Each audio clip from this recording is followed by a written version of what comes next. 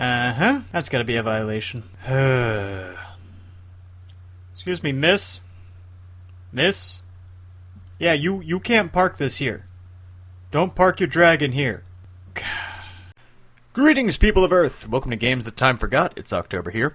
This time around, we're looking at 2011's Hunted, The Demon's Forge, put out by Bethesda and In Exile Games. It's an attempt to bring back co-op gameplay, and there's a reason it was put out in 2011, and you haven't seen a revamp in co-op gameplay. But hey, let's begin with the plot. Taking on the role of either Katak or Alara, you are going through this grimdark world of fantasy following the words of Seraphine, who looks kinda like a Suicide Girls rendition of Neil Gaiman's Death from The Sandman.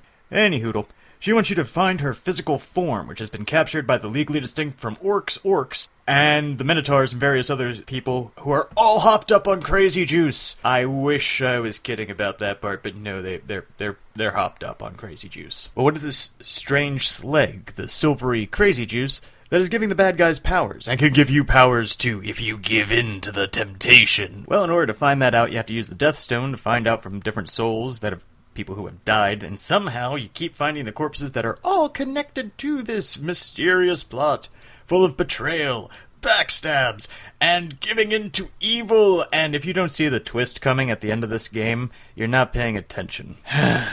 Okay, let's move on to mechanics. This is a co-op game, but you can play it solo, which is what I did because I don't get out much. That being said, my review of the mechanics is a bit unfair. The game is designed around the idea that you will have somebody else who's actually there breathing and thinking, playing along with you. And that shows because some lines of dialogue, and even just the character's AI, are geared towards the question, why are you playing with yourself? And if the character design isn't reason enough, well... In terms of combat, it's fluid enough. You can switch from melee to ranged to magic on the fly, which is nice and acceptable. Alara's expertise in ranged combat comes out well, but I had better luck just blind firing than I did with actually aiming in terms of causing damage. Katak, on the other hand, hits like a hammer up close, and his dinky little crossbow is... cute, I guess. Playing the game solo also sucks because for several of the puzzles you have to sort of just wait around, wander around, until the game takes pity on you and says, oh, you should probably tell the AI to go over here. That way you can solve this thing, and move forward.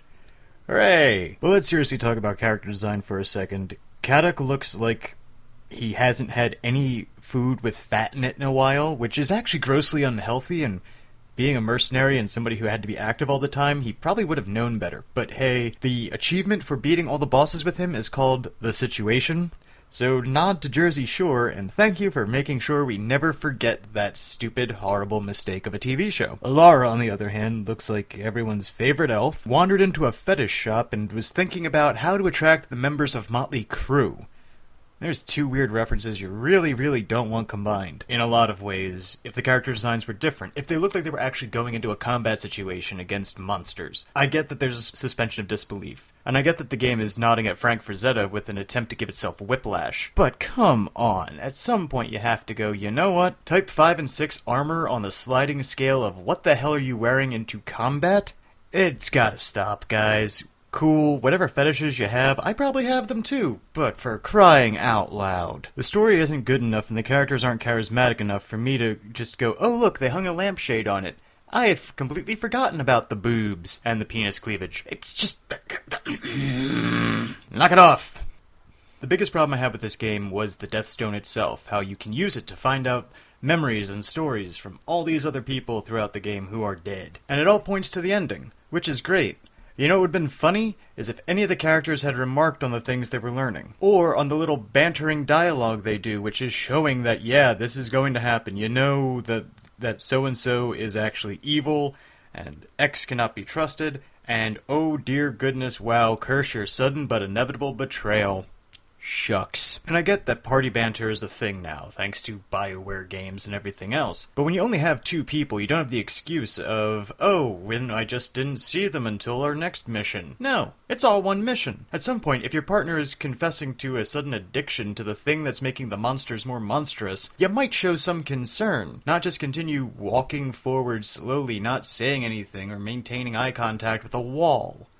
Giving a damn about the characters is one of the most important parts of grimdark storytelling. It keeps you invested and keeps it all from just being one giant suckfest of a crapsack world. Just mentioning that there's a long history between characters isn't as effective as actually showing it to us or letting us play through it.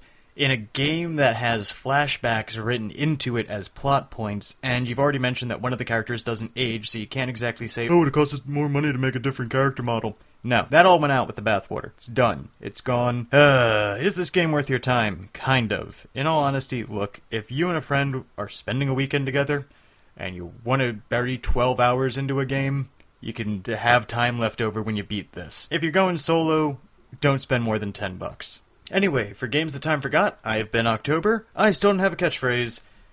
Later, people of Earth.